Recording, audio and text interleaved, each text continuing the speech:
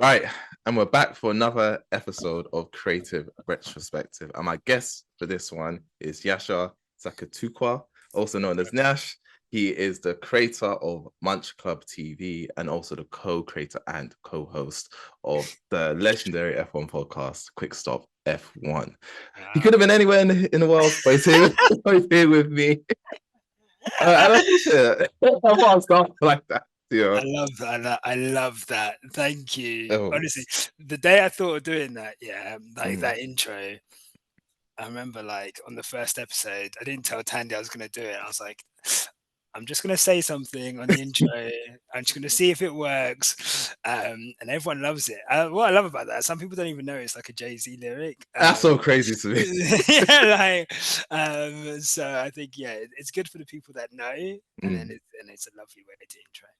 And obviously just mentioning, I talked about, him being known for his culinary skills and him talking about metal boxes on wheels and stuff like that. We're not even going to start off with that in this interview. Again, for people who know me from the Vinyl Collective, obviously my kind of main love is music, rap, etc. So I kind of, when doing my research on you, Nyasha, I know you're a massive fan of grime. There's a couple of stories you have which I kind of insane, but I want to kind of start off with your kind of love for grime. I feel like when it comes to millennials, right, especially where on the millennial spectrum you sit on. So, for example, I'm a bit more of a younger millennial. So I think for us, grime is gigs, but I think most people don't understand that's kind of nearing the end of grime before it kind of goes pop.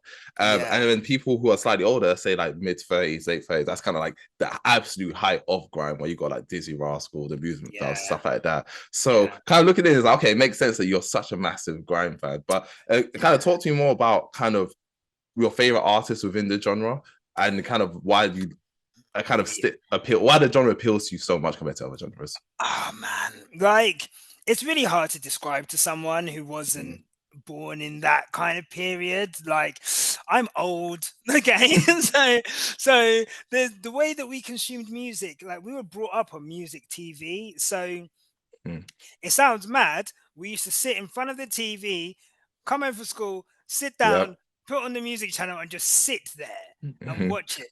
I might have had a 3310 that I was texting people on, but all in all, my entertainment was me. So you just have the connection you had to music was so intense because you were just consuming it in such a visual way all the time. And I grew up in St. Albans. Well, I grew up in a place called Shenley, which is like in a Hertfordshire, but it's like basically down the road from North London. And like, so it was very suburban and whatever. And I at the time, I used to listen to a lot of what was popular at the time, which was like, we're talking like mid-noughties hip hop. So Jay-Z, Rockefeller, that era of music, Dipset, like really defined me as like a young kid.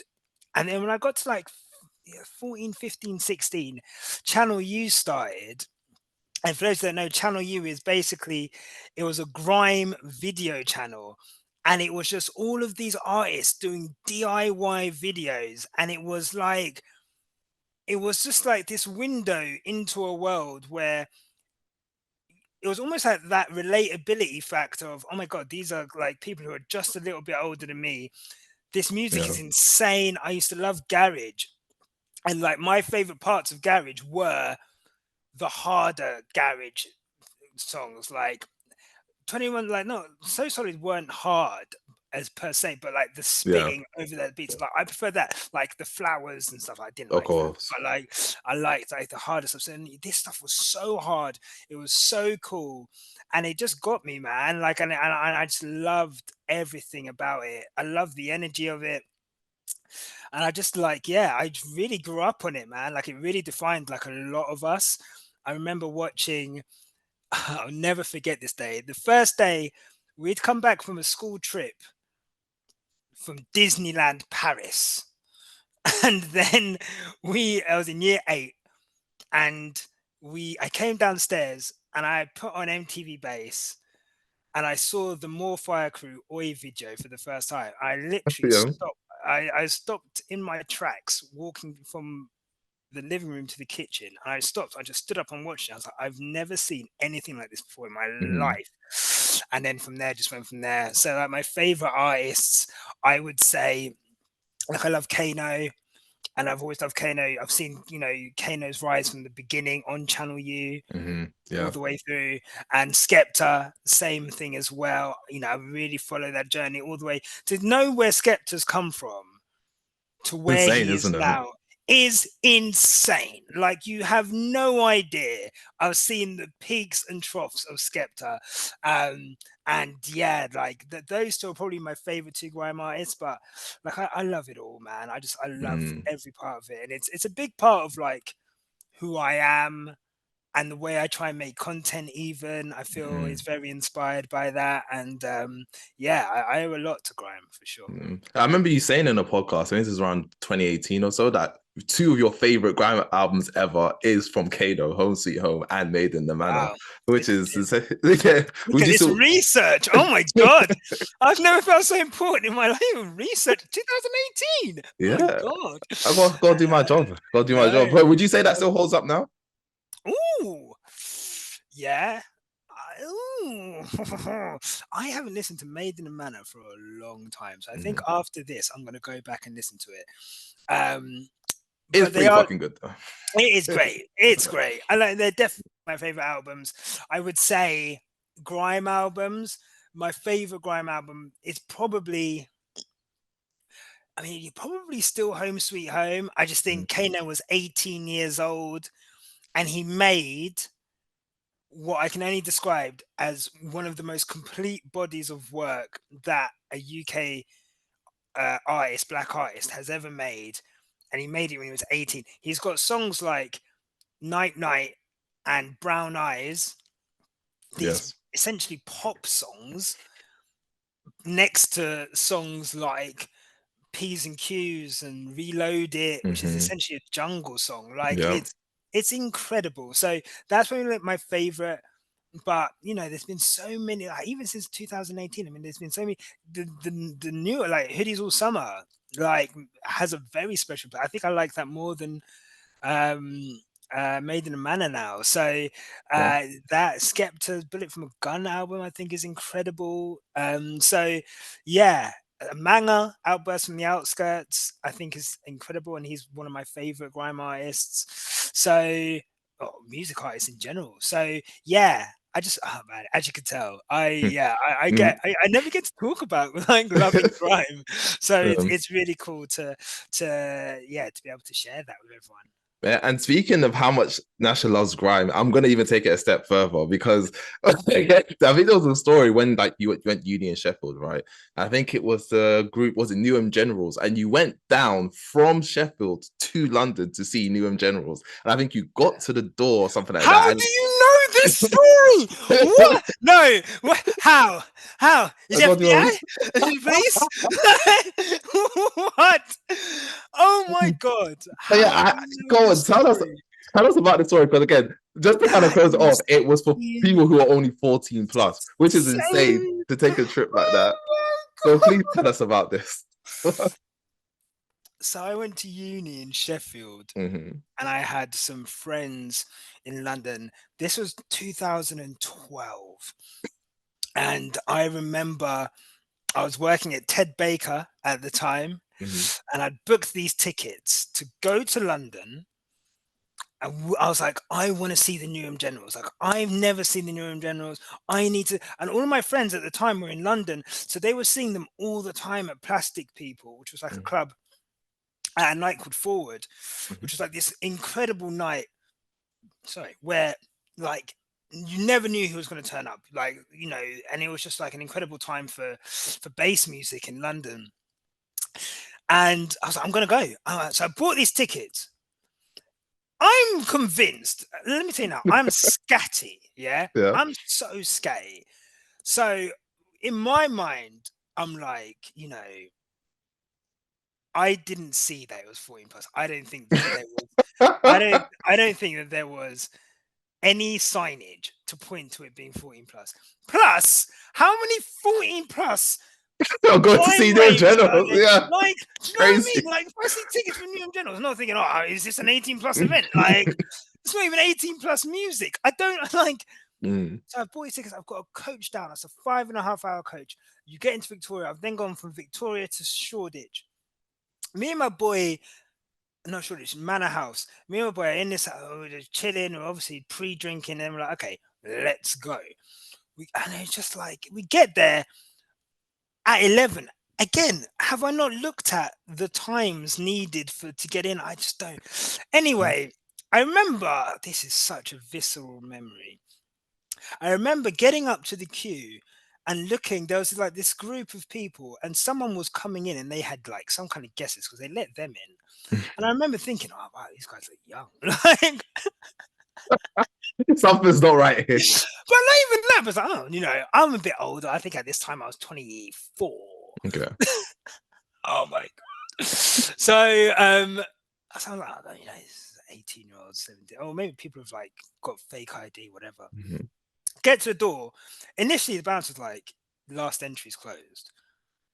I'm like, okay. And then I was like, no, you just let these guys in. And he was like, no, last entry's closed. And he's like, also, do you know this is a 14+ night? Like, you're too old to be here, mate. I was like, what? Pardon? Yeah. I was like, it's 14+, bruv.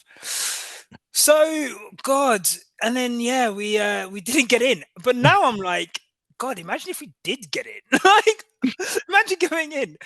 And because the life that I led at that point was just like a really scatty life. And so there was just so many situations I got into because I was just like not 100% there all of the time. And that Mm. would have been definitely an even bigger story to tell of how I watched New Generals for the first time in a 14+ rave. But we ended up going out somewhere else after that, and it was a great night. But yeah, wow, I can't believe that story's just come up. Jesus. I mean, speaking of concerts, I feel like sometimes with artists that are our age who are very popular, we don't ever consider that people who are younger are super fans. Like, of course, like let's say when I was like 13, 14, I was a fan of Drake. And like that makes sense to a lot of people because they were probably around the same age. So when I went to go and see AJ Tracy, this is like around 2019 or so. I was Yeah. thinking, oh yeah, AJ Tracy's like around my age. It's gonna be people around my age. Yeah. Straight like 16-year-olds all around. Yeah. I'm like, oh It my gets gosh. like that. Yeah, it's It really gets weird. like that. I mean, but the thing is, you know, I remember going to underage nights, and you know, I remember this was when Pow, like the original Pow, came out, and you know they had to ban that song Yeah, because I people remember were this. going crazy.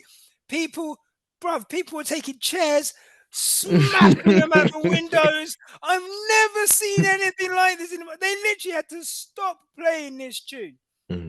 And so, you know, and that's the thing. I think another thing about Grime, it was always kind of seen as quite juvenile. Yes. And I think the audience that listened to it, like, you know, I think now when I went to see Kano in 2019, it was really cool because I was like, wow, man, age appropriate concert. But at the time, you know, it was just like, oh, this is like a little man music, which is why when music like Gigs come out, you know, older heads could, you know, it wasn't as jumpy. You could hear all the lyrics. It was hard, grease, like, you know that Gigs was actually putting in work. So, you know, that was seen as like, this is grown man music, and Grime was seen as like juvenile kind of music, to be honest. Like, oh, we've grown up past that. So yeah, like, you know, it's one of those things where, yeah, you wouldn't expect it, but I know why that was the case. Yeah, of course. Cool. We're gonna get into the food now. I'm not, no more teaser, but so again, so Munch Club starts about 2016 or so, like 8 years ago, if we're looking back. And again, Yeah. kind of looking from like your progression from like start to finish, it seems like you're someone who has obviously loved cooking way before kind of the content creation part came into play. So where did food in your life come in? So was it like, you know, I've always grown up around it, cooked with my mum, or where did it come in for you? You know, it's crazy. So my dad, I'll tell a story. My dad came over here from Zimbabwe when he was like 16. Okay. And for like some kind of school thing, like a scholarship of some sort. And he grew up, he met a girl from Malaysia. And, you know, when he was like a bit older, before he met my mum, and him and this girl were going to get married. And I think he went to Malaysia and her parents said no, basically. But Okay. within all this time, he said this girl and her friend taught him how to cook all of these like Far East Asian style dishes. Mm-hmm. So when I was growing up, our Sunday dinner was my dad cooking like roasted duck. We used to have roasted duck pancakes, noodles, curries, like but Asian, like Far East Asian Yeah. style curries, like octopus squid kind of thing. Okay. Um, and so when I was a kid, one of my earliest memories is like we used to have a stove, and so stove was like here, kitchen door was there, and my dad used to come and be like, "Oh, come and oh, actually, before I say that, apparently the first like solid food that I had as a kid after baby food and that was a chicken chow mein." And apparently, like, and that's actually like my comfort food now. Like, Oh, okay. whenever I'm Nice. sad, or if I'm sad, I'll get like I'll get some noodles. If I'm happy, I want to celebrate, I'll get some noodles. Like, noodles Mm-hmm. are my life. So, Mm-hmm. my dad would be cooking these noodles or cooking these curries, and he'd be like, "Son, come and stir this." And then he'd go out and have a fag break, like Mm-hmm. outside. So he'd just be smoking. So I'd be there, and I'd stand on like a tub of Dulux paint, uh, and I would be on this tub of paint, and I'd be stirring and looking at my dad, and he'd be like, "Yeah, you're doing well."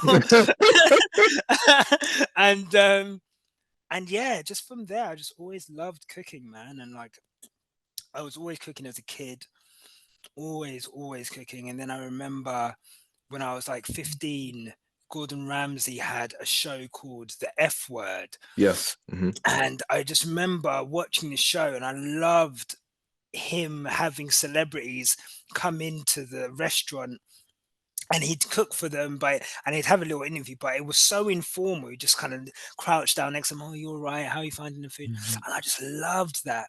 Jamie Oliver came out around the same time. And obviously I just loved how he was so like relatable. So yeah, so then that's made me want to just cook. And then obviously going to uni, I quickly realized that if I was going to survive, I needed to learn how to cook a lot more than Yeah. noodles. So I just really got into it at uni. But like when I finished uni and started working, that was when I really I realized it was stress relief. Mm-hmm. And that's how I really got into, right, I'm gonna really learn. Like I would anything I liked, I would like look at a YouTube video and then do it myself.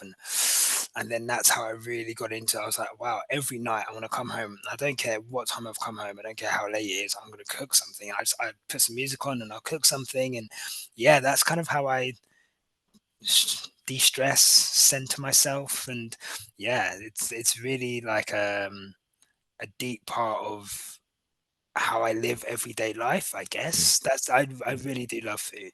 So where did the sharing aspect come into play in terms of, okay, I want to put this out in the world, or I want to kind of share this content with people? I remember one day after work, I came. Oh no, it was a weekend. It was a weekend, and I cooked this like off from scratch. I just cooked this like almost like a carbonara, but it was like a creamy. It was like creamy bacon thing. Yeah. Because carbonara doesn't have cheese. Sorry, it doesn't have cream. So I I remember I took a picture of it, and it was like, to this day, it was like the most perfect picture of food I've ever seen. And I remember thinking, oh, I reckon I could do this. Like, but then at the time, as much as I am on social media, I make a lot of content. I don't really like social media. Like, I never really like had Instagram. I never really. I don't really share a lot of like my personal life. It's just content. So unless I'm talking about stupid things I've done, like go to 14 plus concerts. So um Yeah. I I just remember thinking, okay, I'm going to start a food blog because that's how Mm-hmm. I consumed food. And food Instagram wasn't really a thing in like, Mm-hmm. I mean, it was, but it Not the way it is now, not not the way it close. is Yeah. now. Mm-hmm. So, you know, I'm going to start a food blog. And, but then I was like, Man, I wanna have like a TV show. That was always my thing. Like when I was a kid, I wanted to be a TV presenter, and I did stand up comedy because I thought that'd be a great way to get noticed to be a TV presenter. And I did all these other things because I just wanted to make a TV show. And I was like, okay, well, if I'm this guy making food in like a funny way, my whole thing was like, maybe if I pitch it to SBTV or GRM, maybe I can get a show on there. That was like my Mm, whole thing. That's mhm, all I ever wanted. And mhm. so I was like, cool, I'm going to start a food YouTube cooking show called Munch Club TV. And the TV is because it was on YouTube. Yeah. And yeah, and I was living in Crawley at the time. Mhm. And I was like, you know what? I'm going to move from Crawley to London because I want to be around these grime artists because I want to do like a Saturday Kitchen version, like a grime Saturday Kitchen show. Yeah. That was the kind of premise. So I need to be close to these artists and I want to be around grime culture. So I moved from Crawley to London to start Munch Club TV. And yeah, I did. Yeah.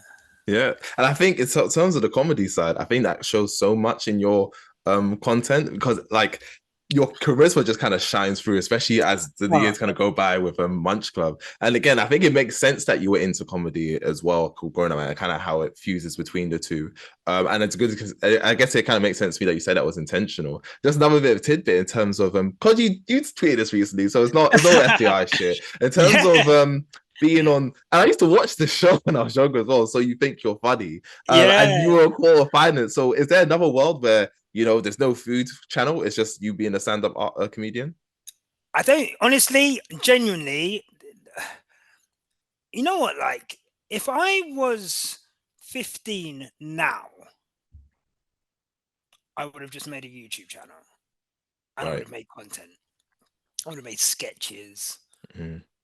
I think that's all I ever wanted to be was a TV presenter because Mm-hmm. that was like the only medium where you could be in front of people and be on TV. Like just being on TV was the coolest thing in the world. And I used to watch.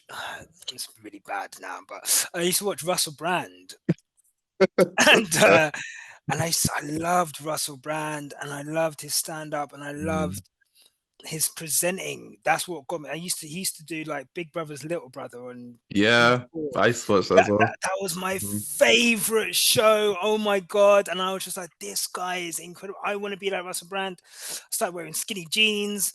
And what a dickhead!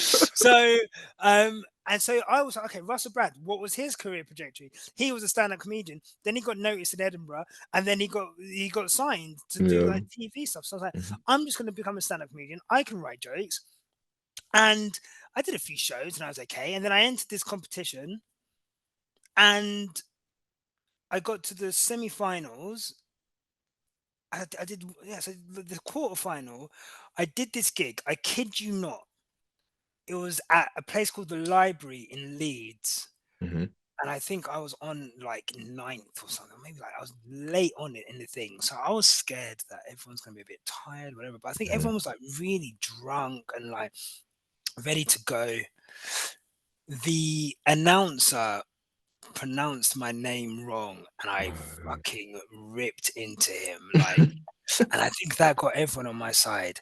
And then I just went through these jokes, and I kid you not, at the end of it, I got a standing ovation. Oh wow. And to this day, there is no feeling in the world. There's not a drug. There's not, I think it's better than sex personally.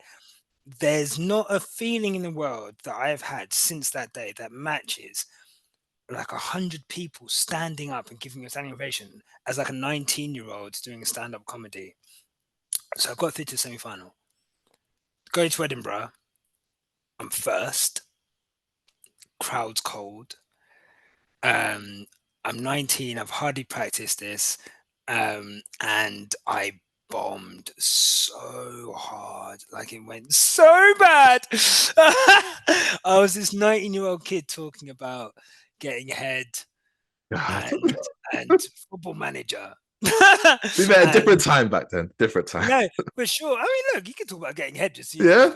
you got to be funny. Like, but the audience were not students and younger. Ah, right. Of They course. Yeah. were middle-aged white people who've come up, and a lot of the people in the crowd were obviously, I mean, probably the same with the semi, but were people who were obviously, if you're traveling to Edinburgh to support the people that you're there with and whatever. And I just think I wasn't mature enough to recognize that maybe I could have changed my set. I didn't have another set in there. And so, like, you know, once I realized it was going bad, I just kind of started freestyling and making fun of the audience a bit. That went well, but obviously I didn't win. The person who won was Sean Walsh, who won my heat, and he obviously went on to be Of like a course. massive success. You look at the final. I think Doc Brown was in the final. Mhm. I think Allison something, like there's a American comedian who's blonde with like big red lipstick lips. Like she's incredible. Like if you look down the list of who's in the final, it's a who's who of who is working in comedy today. I was never that good, so I always joke like, oh, if I'd won that, you know, how, you know, if I'd won that, how different could my life be? But that was never for me, and you know, but I'm, yeah, grateful for the experience, and but from there, I I was like, okay, these people don't resonate with me. I'm gonna go start my own comedy night so I can get people who resonate with me Yeah. watch my comedy. And that was probably the first time I started my own thing. And I think those experiences led to me starting Munch Club because I wanted to make food content for the people that know me. And I started Quickstop because I wanted to make, so everything happens for a reason, man. And you know, if I hadn't have done that and gone through that, I wouldn't be talking to you today. So Of everything course. happens for a reason. Of course. And again, talking about moving to London, it's kind of like, I guess for people who aren't from London, London's seen as like, this is the place I gotta go. And it's always hard to relate to that because I'm like, I just want to get out of here, man. This place is a shit so sometimes. But I guess back then I understand it. And in terms of, so you moved to London now, and looking back, I think this is definitely in retrospective, but looking back at some of the guests you have on, you have some absolute bangers Right. on your show. How, like, I just list out for you. You had like Sean Anderson, you Yeah. had Yeah. Simran, you had Yeah. I did, yeah. Kelechi. Obviously, everyone knows Kelechi now. You Yeah. had Petit. So you had a lot of good people. So I want to know, what was the process like in terms of getting these people on? Was it just you reached out to them or people you knew? Like, how did Yeah, that man. work? Honestly, like, so it was a thing where I just loved. I was on Twitter and I would like interact with people and I'd like their stuff, and it was all people that I genuinely liked. So when I interacted with these people, sometimes they'd follow me back. Sometimes when my food got shared, it got shared in those kind of circles. So I had these people following me and whatever. Other times I would see people like it's basically I had a thing where if I posted food content and then someone liked it who I admired or whatever, I would immediately like follow them and then DM them like, oh, thank you for like, I'm a really big fan of what you do. This is what I do. Like, do you want to come on the show? And you know, hey, do you want to come round? I'll cook you some food and we'll have a chat. And like, it's better than like, I just want to interview you Yeah. because, oh, I'm going to get some free food out of it. And you can see on my Yeah. profile, okay, this guy actually knows how to chef. Mm-hmm. And, you know, at the time, not to toot my own horn or anything, but no one was doing that at the time. Online, I was definitely like the first one. And so it was like a cool concept. And I, you know, yeah, I'm really grateful. You look at it now, it's a who's who of like really cool creatives, Yeah. man. 100%. Yeah. Kind of before they've kind of blown. There's ones that haven't even come out for one reason or another. I had Face in the News on, Oh, and wow. that was like a really cool interview, and which didn't come out, and like a couple others. So yeah, no, honestly, it was just like an organic thing, you know. Follow someone, interact with their tweets. Sometimes they'd follow you, sometimes they wouldn't, but you know, then you would just be like messaging, be like, "Hi, this is what I do. Here's the proof of it," and you know, I'd love to have you on. You know, we can cook your favorite meal, whatever you want. And yeah, it was it was a really cool time, man. There's so many things I would change, but like What's one of the things you'd change? at first I wasn't editing my own stuff, Right. and I wish that I'd just learn how to edit Mm-hmm. quicker. Um, I wish I was more consistent. I wish I wasn't so stuck on this is the only way that I can make content. Mm-hmm. I can make content. I can make, shorter food videos. I can make restaurant review videos. I should have done more of that. But mostly just the consistency side. I wish I was more consistent, and I was too impatient. I think when you make something with the goal of retaining something else, and then I came up at the same time as Zoo and Amelia. Mm-hmm. So you're looking at those two and where they were going. Then I was like, why aren't I getting there? But it was just consistency, Of course. and that's the only thing I'd change. Okay. And in 2019, you released your first cookbook. You can't get it anymore, but you released your first cookbook, Munch. You And again, can you still? No, that's Oh, you done. can't. Oh, it's done. Yeah, exactly. So, That's a collector's item. yeah. And again, you talk about something that people haven't done before. I've seen a lot of people post their cakes on Instagram, stuff like that. But one thing I haven't seen for sure is people actually releasing books. Be like, okay, no, here's a sample of approval. I know what I'm talking about. Here's some recipes you can try. How long did it take to put a whole cookbook together? And obviously, why is it not available for us now? Man, I'm so we go back to Grime. Everything that was in Grime was so independent, right? Like everything was DIY, and so that I feel like a lot of that spirit is in me. And if someone's not going to give me a cookbook deal, fuck it, I'll just make my own fucking book. Like, do you know what I mean? And again, not to toot my own horn or anything, but I think out of like a lot of the Black content creators, I think I was definitely the first person to just be like, okay, I'm gonna make it myself. Oh my god, do you know how difficult it is? I had to literally learn how to. I was taking book templates, putting them into like Photoshop, typing the stuff in. A lot of it was like stuff that I had the idea maybe 6 months before. And then, I just kind of thought, okay, I want to make this book in a way which is like, it's got to be more. The idea of doing like 50 recipes was just like, even today, someone offered me a book deal today and it was like, you've got to do 80 recipes or some shit. I'd be like, I can't do that. Like, it's just not, it's not I'm good at. And I think Munch Club was always the thing about it was the communal aspect, it was the sharing aspect, and it was the personal aspect. So each recipe is like an ode to one of my friends, and I think my girlfriend at the time. And it took me about 6 months to make. I self-published it. I had to find I was like, where do you print books? Like, how do I print like 250 books? Like, so that was like a thing. But yeah, no, I don't actually even have a copy. What? I don't have a copy. I don't have a copy. Like, I'm not very sentimental like that. And I think someone didn't get theirs, and I was, oh, just have mine. I just sent them mine. and then that's nice. And then, that's nice of you. Then the other day I was like, I don't have a copy, and I've lost the transcript. So like that's gone. So when I say like it's gone, like genuinely, that book will not be republished. There's like 3 spelling errors in there as well.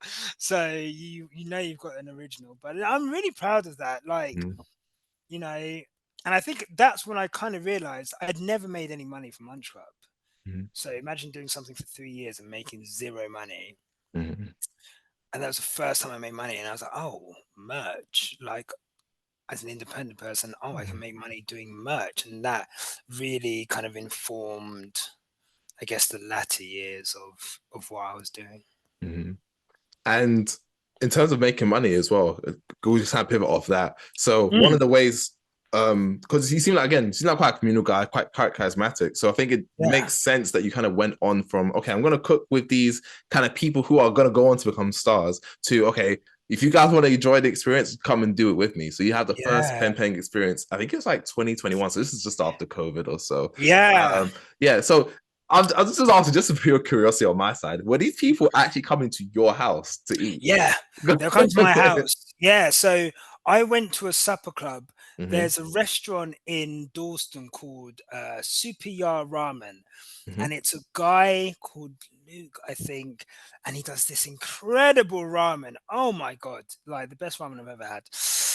And I remember he was like, I'm doing a supper club. And I thought, what the fuck is a supper club? I look it up, and it's chefs cooking in their house or in somewhere, Mm-hmm. and they, they cook you these meals, and you pay for it up front, and then you go to their house. I was like, okay, well, I told my girlfriend at the time, Nana, I was like, do you want to come with this to me with this? It's like 25 quid. We'll go have some ramen and then we'll go for some drinks after. So we go. Me and Nana, obviously, like we're black. We don't know what the fuck is going on. We're dressed to the nines, like, Oh god. Yeah. and we turn up. And like this guy has like they're in Stoke Newington. He's got a flat. It's a small flat. I don't think it was like bigger than my living room. Maybe it wasn't that much bigger than my living room right now, but it was a kitchen and living room. Small table, 6 people, like one at each end, two there. And he's just fucking. He had 3 slots. He had 7 o'clock, 8 o'clock, 9 o'clock. So we were like 6 o'clock. And he's a guy, you're just watching him there. He's obviously already got the broth, but you see him take these fresh noodles that he's made. You're watching him cook, and it was like the most intimate dining experience I've ever had. And I was like, wait, this guy just charged us like 30 quid, 25 quid. And he cooked for us in his house. I was like, that's incredible. Like, this is better than what I've got in a restaurant. Mm-hmm. And when I think about it, it was probably more than I would probably pay for a ramen. But the experience of it was that's incredible. Yeah. So I came away from that. I was like, I've got to do something like that. Mm-hmm. I do that in my house all the time. I have people in my house all the time. We sit around the table, we eat, I cook, I talk to them, whatever. So I was like, you know what? I'm gonna do something like that. Funny story. So moved out of like my communal house, moved in with Nana, and we um we find this house. It's this incredible house, open plan. I'm like, cool, this is 2020. February 2020, I'm like, okay, it's a bit expensive, but I'll make money back because I'm gonna do these supper clubs all the time. March 2020, like lockdown happened.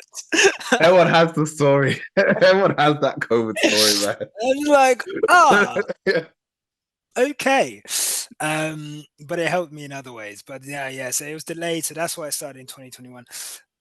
Another fun story is the Peng Peng show was going to be a COVID live stream. I was going to live stream myself cooking. I saw Tory Lanez do.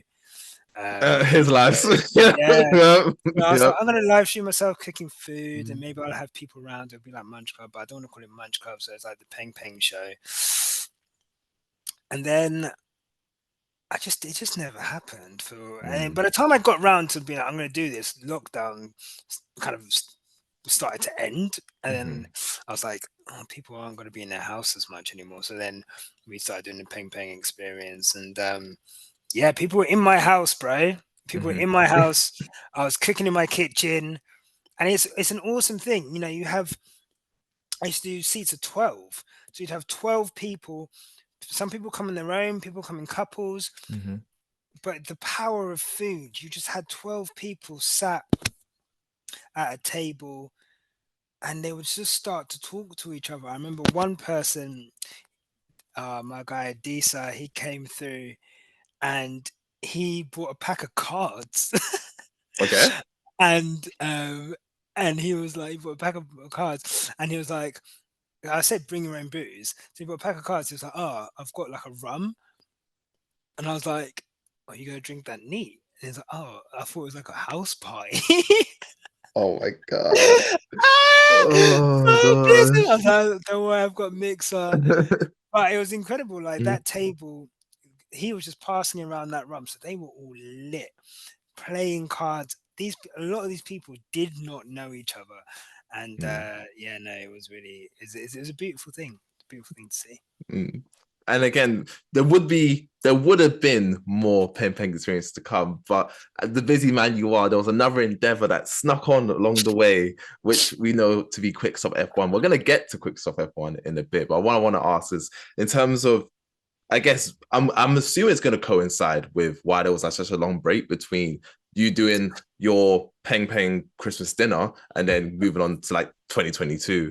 And I remember you saw a post, it's still up, in terms of like, you said you felt like a loss of confidence, and you can answer this whichever way you Oh want. yeah. So in terms of that, what did you lose confidence? Because if I'm looking from the outside in, it's like, oh, this guy's like, he's actually doing it, and people come to his house to have his food, and people are raving at his stuff, and people are buying my book. So what part of the experience did you lose confidence in?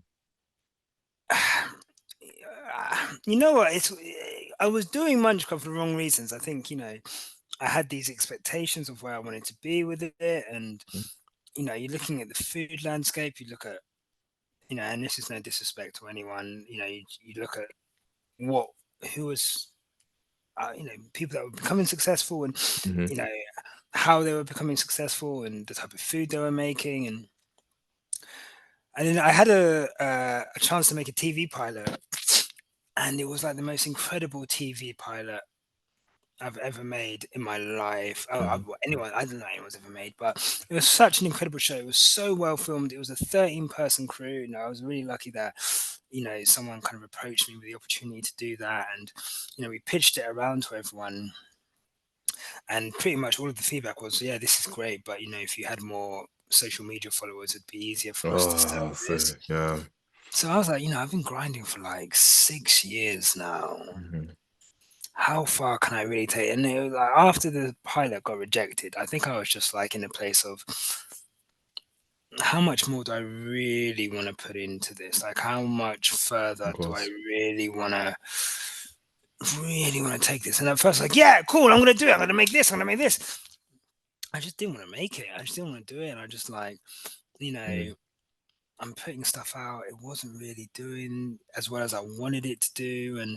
But again, it came down to a lot of things. I look at how my stuff was edited now, and I'm like, wow, look at how I edit things now. I'm such a better editor. I was like, wow, I could have done so much more with how I filmed this. And I could have really, I don't think I really tried to differentiate myself much, and yeah, I just became disillusioned with making food, and I still am. Like every now and then, I'm like, oh, I'm gonna make some food content, and then I just like don't want to do that. Like, Yeah. so it's really like, and I guess it's one of those things where the one thing that was like a stress reliever became like a stressor, and it got to a point where, like, do I really want this? Do I really want my financials to be on the one thing that I can come home from a hard day and I can forget about my Mm. worries? Like, I don't want this to be the worry that I have. Like, I've had a hard day. Fuck, I've got to set up a computer, set up a tripod. I'm going to buy these ingredients.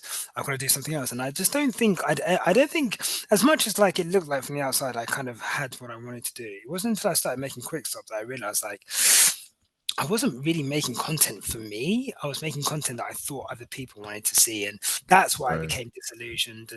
And I know I'll come back to it one day. Mm-hmm. I always have ideas. I still have stand-up ideas that I write down, and I write like little skits, and I still have um yeah, so I still have like, yeah, food ideas that I'm like, oh, I could do this and I could do this, and I'll definitely start it up someday again, but it will be on my terms, and it will be like, I want to do it in a way which, like, again, is something fresh and something that no one else is doing, and something that has a pipeline of, if I do this, then it can grow to this and it can grow to this, and I'm doing that because I want to do it and for the love of it. And yeah, so for now I'm just cook for myself and my friends, and it's a lot less stressful. Yeah, no, and like I can totally relate to that. So when I was having my podcast, it was like every week we're talking about, so not only did we bring new artists for people to listen to, so we had to find Yeah, a new artist every single week. We're also doing album reviews and talking about stuff. So it's like usually I'll just listen to an album at my own time, trundle onto it, take it in as I'll take it in. But now it's like you have an yeah, expectation of it's in 2 weeks. I want to know what you think about this new Kendrick album or whatever. And you do lose a bit of the love of, oh, I'm listening to this because I want to, instead of, oh, I'm listening to this for a product. And I feel like even if you love something, people say, oh, if you love what you do, it won't be a job. But there's always that aspect of once it's a productionized thing, there's always that thing of, oh, I yeah, got to do it for the sake of doing it. And I know even the most passionate person, they're going to have times where they're just phoning it in, especially if it's something that's so intimate to you. It's not always yeah, the best experience. And so I can totally relate to that. I think looking back again myself, I don't know if I would still be doing something like that, even if we didn't just stop doing it. yeah, Because I think you kind of want to, especially if it's something that's so like you said, it's stressful, you kind of want to separate that to an extent, or at least do it without feeling like you have to do it at some sort of a cadence or some sort of deadline, for sure. yeah. No, 100%. It's just one of those things where this thing which you have like an almost childlike enthusiasm and passion for it, it just starts to get eroded by adult life, and you're Yeah. like, you're thinking about money, you're thinking about production, you're thinking about the public perception of you based on this fascination that you have with this art. Mhm. And things like that, but especially the public perception stuff, like yeah, like Yeah. you know you have people say, you make something and you have people kind of like, I remember being ratioed. So I stopped making food content for it, and then I tried to do like sketches, and I remember I Mhm. did one sketch, like Mhm. timeline news. I was like this. Yes. I remember this. I remember I was like I wasn't even a character. I was just like satirically looking at the news. Like stories Like, from the timeline type of thing. Yeah. yeah, yeah, but it wasn't like anyone's business or anything. It was like things that were going on in the world. But it was during COVID, and I think I did it first. But oh my god, I feel like Soldier Boy. Like, I did it first. I did that like 3 times today. Jesus. So, um, I remember obviously like Munya had done his news thing, and then I did mine, and I think Oof. I just people were like, you're just trying to be like Munya. This is shit. Oh, I And see. it God. was the first time that anyone had ever said like, what you're doing is shit. And yeah, it will really knock you. Like, it's Mm. people that you might have interacted with on a timeline before, like joining in with the quote tweets, like, oh, this is shit. There's Hmm. people like, that you've admired, or, look, you've seen that what they did, like, oh, Hmm. you're an idiot. You Hmm. know, there's still people to this day. I remember everyone who said something nasty. And Yes, sometimes, yeah. I see them getting cooked on a timeline, and I'm like, I'm so happy right Yeah. now. Like, It's like that meme of that woman laughing behind the wall, just chuckling. It's kind of like yeah, that. do you know what I Yeah, mean? yeah, yeah, yeah. Yeah. Like, honestly, like, it's just like, Mm. yeah, it's not it wasn't a nice experience. So yeah, all of that to say, it's yeah, public perception is like a big thing, and Mhm. so when you have art that you make and that gets eroded, I think that can really, yeah, it can really knock the passion out of it. And if you're not making something with passion, like I say, you're phoning it in, Yeah. and no one wants to phone anything in.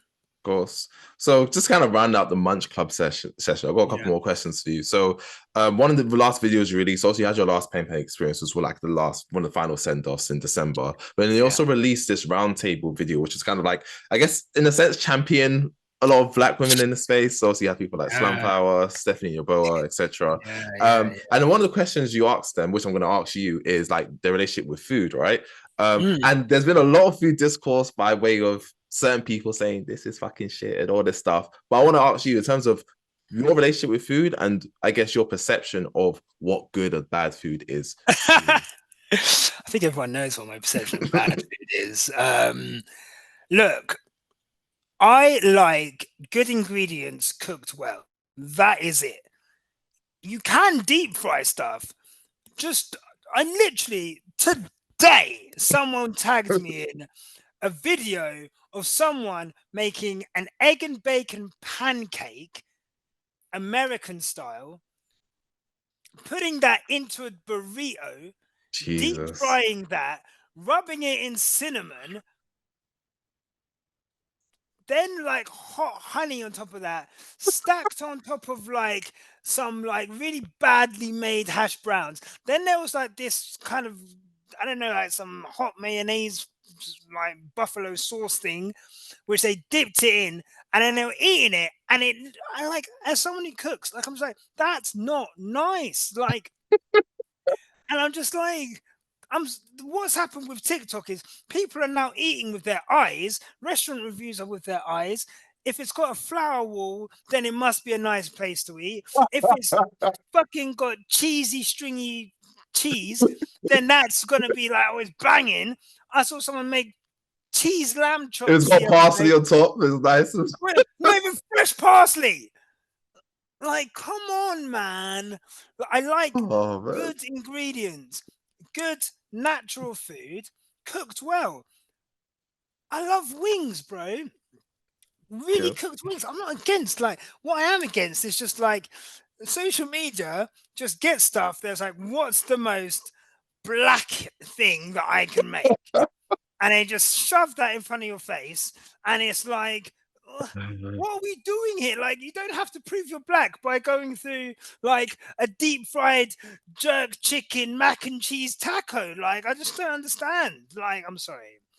As you No, continue. I can understand. I think, you know what it is? I think it's just in line with where we are in terms of like the social media generation. It's like, what is the most visceral image I can give you that will Really stick to you? well, really Yeah, well. and I How, think with food, it's like that. It's like the crazier the food looks, the more people are going to look towards. Like, oh, I've never seen this before. Like, yeah. even though it's ridiculous. I think even today I saw it was like a watermelon covered in like some sort of sugary thing. I'm like, It was a candied cotton watermelon, yeah, bro. yeah. And the thing is, cool.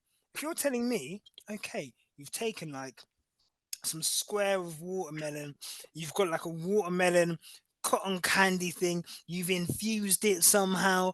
It's plated well. I'll respect the artistry. They've literally, instead of like a stick, they've just got a slice of watermelon and they've wrapped it around the cotton candy. I saw them bite into Yeah. it, and there's like a little gap of air between the Yeah. watermelon and the candy. And this woman's in her car. Why are they always in their car? Literally in her car, eating this fucking thing. And I'm just like, guys, like, this isn't nice. Like, this isn't good. I just don't. Sorry. Like, I just like, I want people to want better for themselves. Food will make you happy, yeah. Eating shit will not. Like, it will not make you Yes. happy, bro. Mhm. Like, and that's why I just like advocate for cooking, because like, if you know how to cook, I always say, if you know how to cook, learn how to cook three things. Learn how to cook. Well, this is like, learn how to cook like a pasta dish. Pasta is super cheap. You can remix it so many different ways.